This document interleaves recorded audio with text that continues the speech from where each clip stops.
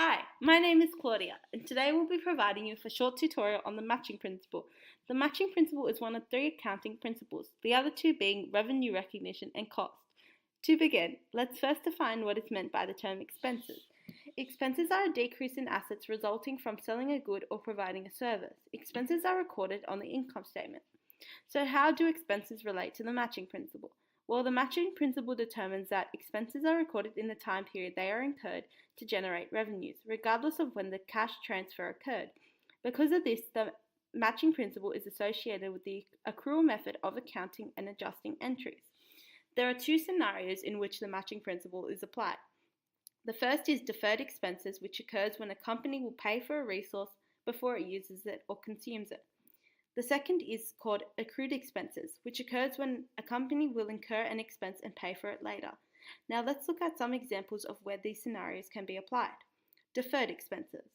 On February 1st, Sally's seafood shop purchases a 12-month insurance policy for $48,000.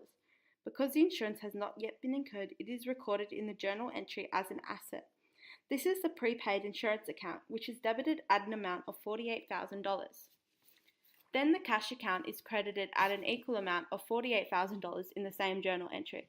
This is to demonstrate that the company's cash is decreased by the amount of insurance brought, offsetting the increase and decrease in assets.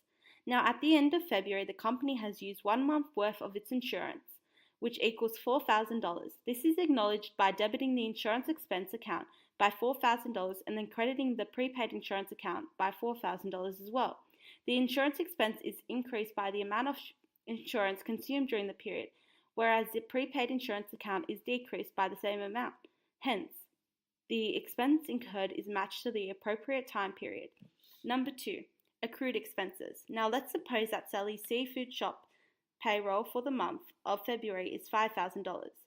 Sally pays her employees via deposit every Friday night for the work that employees have provided to the end of Thursday.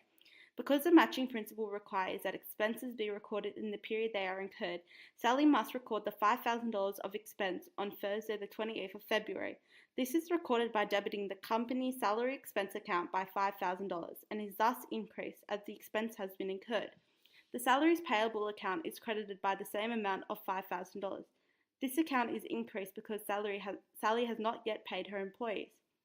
Now on Friday the 28th of February, when wages are paid and deposited into the employees' accounts, the salaries payable account is debited by $5,000 and the cash account is credited by the amount of $5,000 as well. Both the salaries payable and cash account are decreased as the salary expense has been paid. No